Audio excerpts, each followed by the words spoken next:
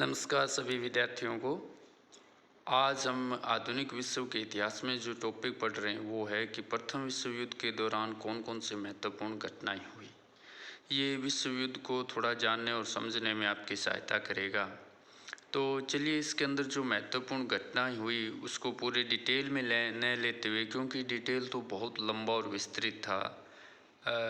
आपको बताइए कि 1914 से लेकर के नवंबर 1918, जुलाई 1914 से नवंबर 1918 तकरीबन 4.5 साल के इस पीरियड में विश्व युद्ध चला था।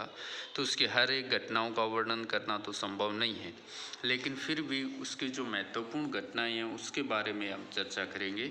सबसे पहले हम बात करते हैं पश्चिमी मोर्चे की, यानी जर्मनी के जो वेस्ट में फ्रांस और बेल्जियम की सीमा के ऊपर जो मोर्चाबंदी की गई थी उसको पश्चिमी मोर्चे के नाम से जाना जाता है। यहीं पर हिंडेनबर्ग लाइन का जो निर्माण है किया गया था, क्योंकि जब जर्मनी ने युद्ध की शुरुआत की तो वो बहुत जल्द यानी 1 महीने के अंदर अंदर ही फ्रांस को समाप्त कर देना चाहता था, और इसके लिए उसने बेल्जियम से मार्ग देने की अनुमति मांगी, जिसने देने से इनकार कर दिया। जब बेल्जियम ने मार्ग देने से इनकार कर दिया तो जर्मन सेनाओं ने बेल्जियम पर आक्रमण कर दिया, और यही वो कारण था कि इंग्लैंड को भी इस युद्ध में मजबूरन शामिल होना पड़ा। तो जब बेल्जियम पर आक्रमण कर दिया तो बेल्जियम की सेना ने डट कर के मुकाबला किया और बड़ी देर तक जर्मनी की सेनाओं को रोकने में ये सफल रहा।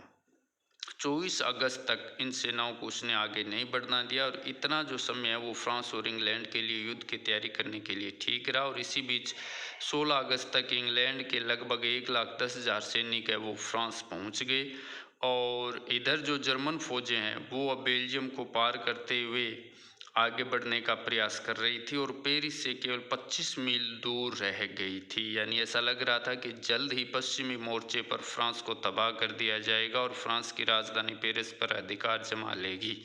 लेकिन मारन चमत्कार ने जर्मनी की आशा को धूमिल कर दिया। मारन चमत्कार क्या है कि 9 सितंबर को अंग्रेजों की एक सेना ने, मार्न एक नदी है, उस नदी को पार करके जर्मन सेना को बुरी तरह से पराजित करके एन नदी तक पीछे खदेड़ दिया। इस प्रकार पेरिस को खतरे से बचा लिया, और इसी को ही मार्न चमत्कार के नाम से जाना जाता है। उसके बाद एन नदी पर ही दोनों राष्ट्रों के द्वारा खाइयाँ बना ली गई, मोर्चाबंदी कर ली गई, जो कि स्विट्ज़रलैंड की उत्तरी सीमा से लेकर के बेल्जियम के उत्तरी किनारे तक फैली हुई थी, और इसी को ही पश्चिमी मोर्चे के नाम से जाना जाता है, जिस पर कई बार और कई तरह की लड़ाइयाँ लड़ी गई। अब हम बात कर लेते हैं पूर्वी मोर्चे की। पूर्वी मोर्चा यानी जर्मनी के पूर्व की ओर जर्मनी के, यानी रसिया और जर्मनी और ऑस्ट्रिया के बीच में जो मोर्चाबंदी थी उसको पूर्वी मोर्चे के नाम से जाना जाता है। युद्ध शुरू होते ही रूसी सेनाओं ने तेजी के साथ प्रयाण करते हुए पूर्वी प्रशा पर आक्रमण कर दिया। आरंभ में तो रूसियों को जरूर सफलता मिली, परंतु 26 अगस्त के प्रसिद्ध जर्मन सेनानायक हिंडेनबर्ग ने टेननबर्ग के युद्ध में, कौन सा युद्ध है, टेननबर्ग, उसके अंदर युद्ध में रूसियों को बुरी तरह से पराजित कर दिया, और इस युद्ध में लगभग 80,000 जो रूसी सैनिक है वो मारे गए।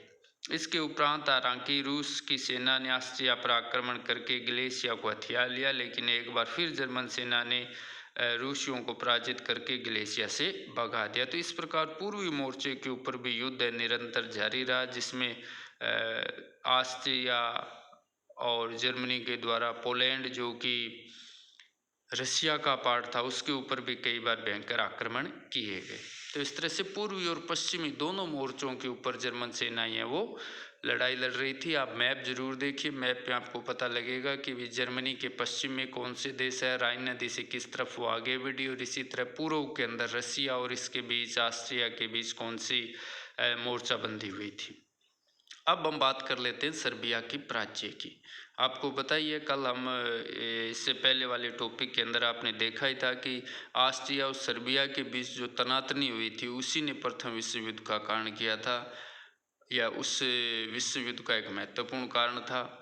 तो इस सर्बिया की अपराज्य हो गया। हालांकि सर्बिया का पक्षधर रशिया था, लेकिन रशिया सर्बिया की सहायता करने में सफल नहीं रहा, और उसकी पराजय तब और निश्चित हो गई जब उसके पश्चिम की तरफ से बल्गेरिया ने जर्मनी के पक्ष में युद्ध की घोषणा कर दी और उसने दक्षिणी भाग से सर्बिया पर आक्रमण कर दिया। यानी उत्तरी ओर से तो वो ऑस्ट्रिया से घिरा हुआ ही था, उत्तरी से ले लीजिए और पश्चिमी से ले लीजिए, तो छोटा सा सर्बिया 3 देशों की सेनाओं के सामने अधिक समय तक नहीं टिक सका और संपूर्ण सर्बिया पर केंद्रीय सत्ता यानी धुरी राष्ट्र यानी एक्सिस पावर यानी ये जो धुरी राष्ट्र जिसकी हम बात करें, जर्मनी है, ऑस्ट्रिया हंगरी है, टर्की है, बुल्गारिया है, these all countries were called axis powers यानी ट्रिपल अलायंस।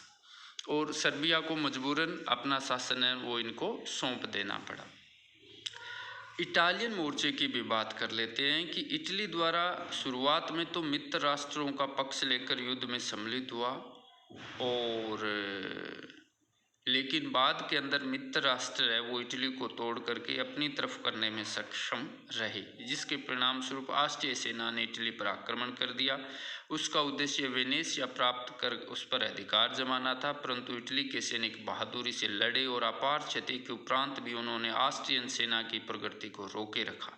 उसी समय रूस ने पूर्व की तरफ से ऑस्ट्रिया पर आक्रमण कर दिया और अंततः ऑस्ट्रिया को वेनेशिया विजय की योजना छोड़नी पड़ी और अपनी रक्षा के लिए उसे मजबूरन है वो युद्ध करने के लिए जाना पड़ा, जिसके कारण इटली को राहत मिली।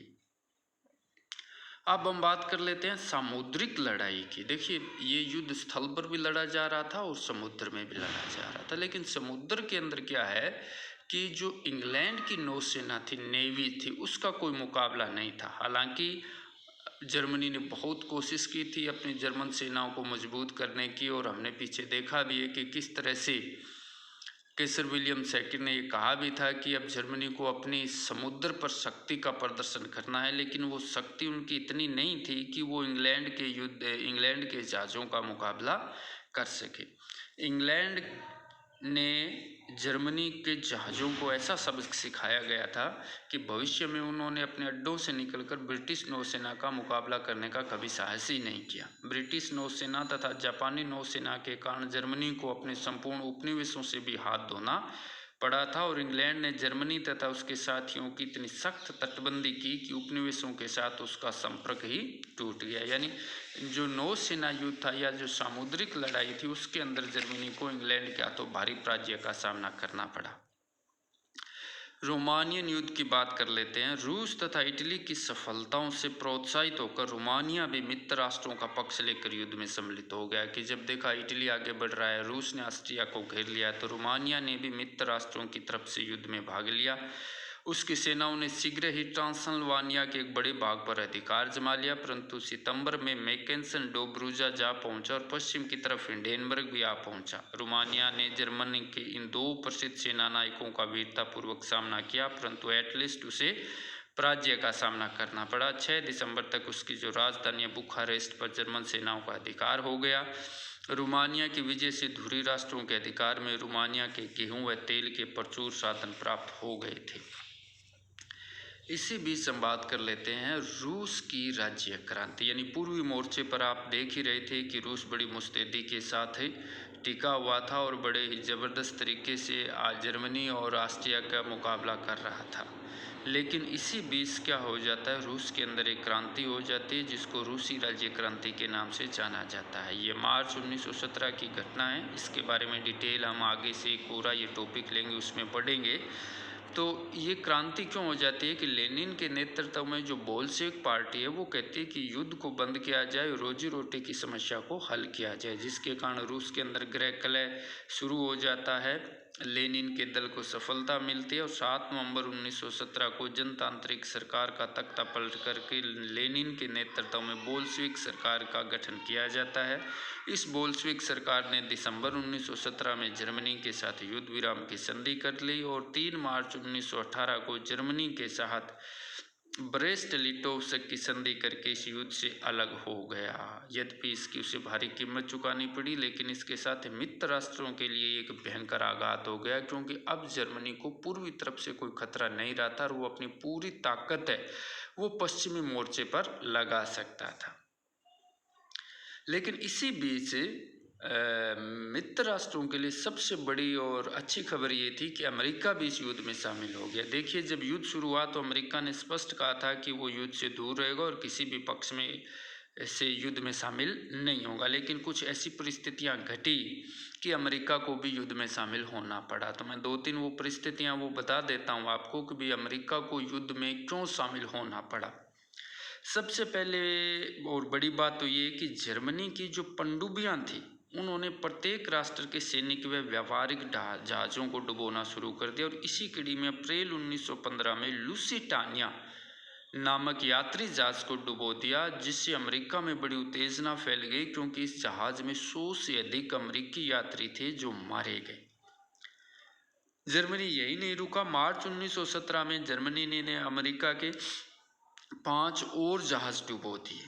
तो इससे क्या हुआ कि अमेरिका का जो धैर्य है वो समाप्त हो गया और 6 अप्रैल 1917 को, यानी रूस के क्रांति से कुछ ही समय बाद, अमेरिका ने जर्मनी के विरुद्ध युद्ध की घोषणा कर दी।